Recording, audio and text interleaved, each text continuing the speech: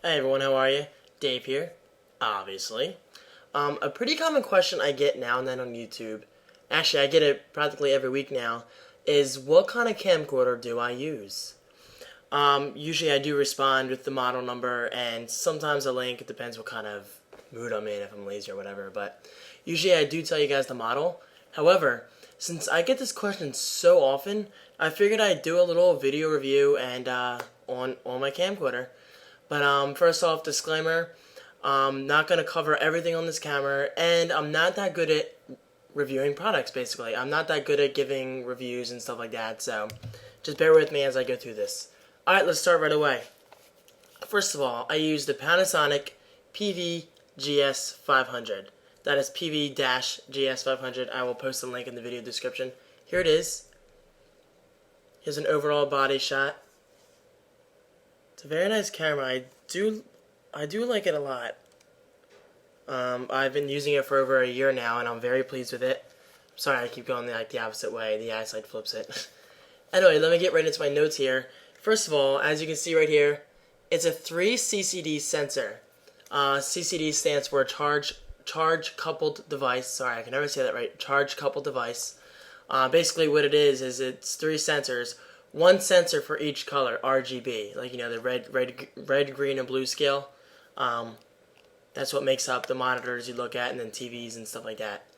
And when combined, you can see the actual image. Basically what 3CCD means is one sensor for each color, as well as overall better image quality. And believe me, it is a noticeable difference over one sensor in a camera. For instance, my dad has a camcorder by Canon. I'm not sure the particular model number, but I do know for a fact, let me turn my light on here, that it does look a lot better. Mine looks much better, and it just has no slowdown and stuff like that, because, I mean, his is nice too, but the 3CCD sensor makes a big difference. So if you are thinking about getting a camcorder, definitely go for a 3CCD camcorder. I highly recommend it. It just makes a big difference. Okay, so next up is, it has a 12x zoom, which isn't that far, but I don't need a far zoom, Mostly I just do like my family videos and my video blogs and stuff like that, and I'm not a pro videographer, so I don't need to zoom like, I don't know, 200 times down like a field or whatever. However, it does have 700x digital zoom, guys. Digital zoom is not good. Do not use digital zoom. Basically, it pixelates your image, and it's not a what's the word? Native signal. There you go. It's actually zooming in on the pixels, and it's not doing regular optical zoom.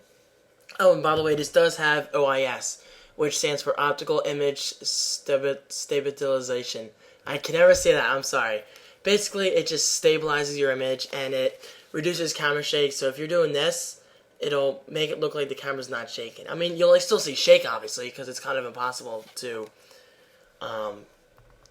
put it out altogether, but it does look good. Okay, next up is, it does have a good weight to it. It's not too heavy and it's not too light. The camera's not, I mean, the battery's not that big. Here is the battery. It comes right off with the switch in the bottom. And get that off. There you go. There's the battery. You can buy extra batteries, obviously, with more capacity, but this one does just fine for me. Like I said, the weight's pretty good. I can't even get it back on. There you go. And it does have a great battery life. Now, I don't know the exact times. Obviously, I haven't done a test or anything. However, I should. But on average, I do record on 60-minute tapes, and I believe I can get it through. I can get through a whole 60-minute tape without the battery dying. So that's pretty good right there. That's just a good sign. And also, this camera does record in widescreen and 4x3. Basically, widescreen is like, 16:9, like, the movies you watch. Or I think movies are actually 16:10 or something like that. Or maybe the monitors are 16:10, I'm not sure. And it also records in a 4x3 aspect ratio, which is basically what you're used to watching on TV, on the average TV. Behind me, for example, right here, Billy's TV, that's 4x3. Hence, it's not widescreen, so it's just a regular image signal.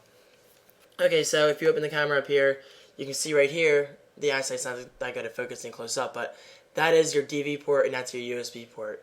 So yes, it does have DV, which means you take a FireWire cable, put it here, put the other end into your Mac or PC, whatever you use. So basically, yes, it works via FireWire, and for you Mac users out there, it works with Imovie beautifully. Imovie recognizes it right away, no problems whatsoever, and it's practically perfect when it recognizes it right away. It sees it. So yeah. And basically, also to you Windows users, I know FireWire ports are less common on PCs. If you're thinking about getting a DV camcorder, make sure your computer has a FireWire port. All Macs nowadays have FireWire ports, which is great. But I know the average PC does not. Usually it's USB. You can do video over USB for some camcorders, I believe, and some software. But it's highly recommended that you use FireWire. There is no better option. FireWire 400 and 800. I believe camcorders only use 400. Some may use 800, like HD or something, but I'm not totally sure on that, so don't quote me. Mine uses FireWire 400, and basically the data rate is just faster than USB, and it's more consistent. So FireWire definitely recommended. Okay, also, as you can see right here, it says 4.0 megapixels. Yes, this camera does take photos via an SD card. The slot's right here. I don't even know if I have a card in here. Nope, I don't. I think I'm using it on my Wii right now. And plus, I don't take pictures on this thing because, well, okay, it is 4 megapixel, which isn't that bad, but gotta be honest, it's not the best still camera. Obviously, video cameras always have sucky photography capabilities, I guess you could say.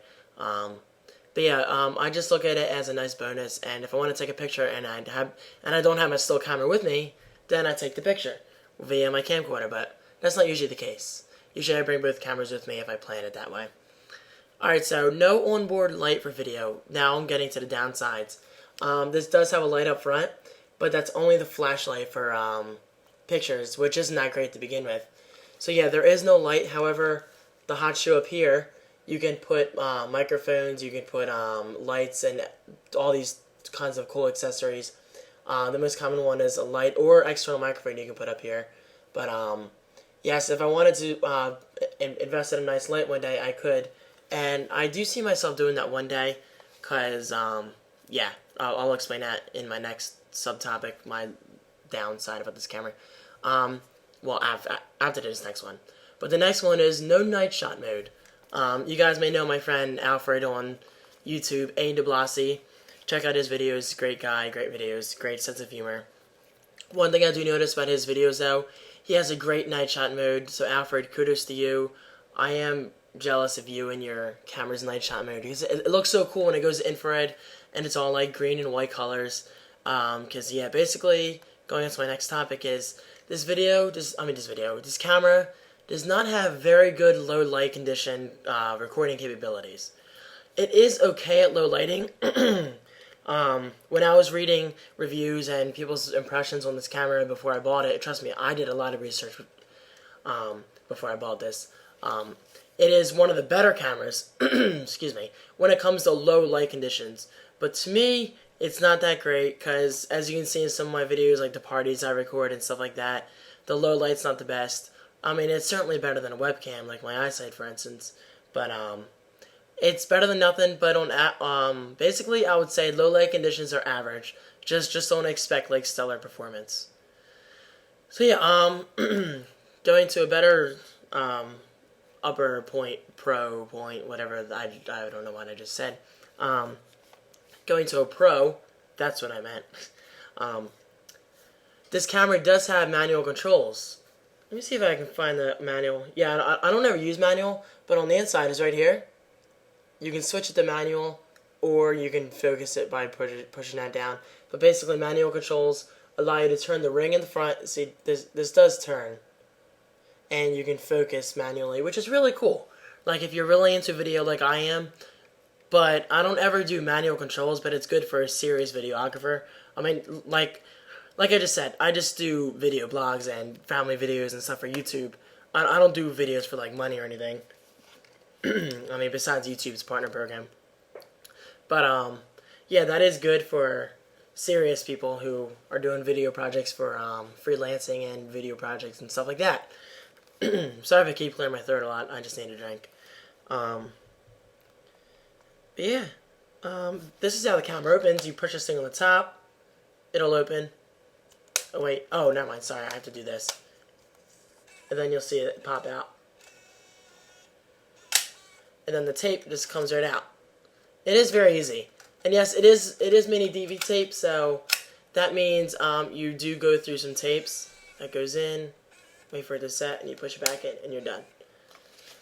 So yeah, I have probably at least like 30 mini DV tapes at home right now, just sitting there. So, okay. I don't want to make this video too long. Last point I'm going to make is the LCD screen. Let me flip it, wait for it to come on. Or let me take this off so you guys can see. There's my eyesight camera in the LCD monitor, as you can see. Then you flip it and it comes back to me. The LCD monitor is okay. I mean, it's not the best in low light conditions, and it kind of has like, I mean, no, not low light conditions. I meant the angle you got to view it at. You kind of got to tilt it. Here, let me throw it this way. You got to tilt it up a little bit so the colors are more saturated and not washed out.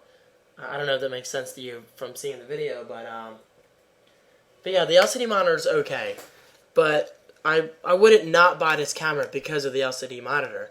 If you are thinking about buying a camera, buy it for its quality and its features, not for its LCD display, because they're so tiny as it is. So you can't expect the quality to be that great. And yes, it does flip all the way up. So if I want to do like end down, so like if I had to hold the camera up here. Yeah. Also, one point I didn't talk about is you can hold it two ways. This way, and then you can take the Velcro off right here. Let me take the lens cap off first. You can take the Velcro off here. Put this through your wrist, and then just hold the camera like this. So, like if you're doing like a down shot or whatever, and you're trying to get like nature or something like of grass or trees or animals or something like that, it's great. But yeah, okay. This video is getting a little long. If I think of any other notes or reviews or whatever, I'll post it in my video description. Also up front is your AV port for your TV plug-in, for your TV input, and a microphone input, which it does have. You can put a microphone in there, which is pretty sweet, or up top too, like external microphones in the hot shoe. Alright, I covered most of the aspects. Oh, and it does have stereo sound recording. And yes, I do notice a difference when editing. I mean, it's not true stereo, like in TVs and movie shows. But overall, it sounds good, and it sounds better than mono. Alright, this video is like 13 minutes long. Guys, I want to say thank you for watching. I'm not sorry if I'm not sorry. Sorry. I'm sorry if I'm not a great reviewer. There we go. That's what I meant to say.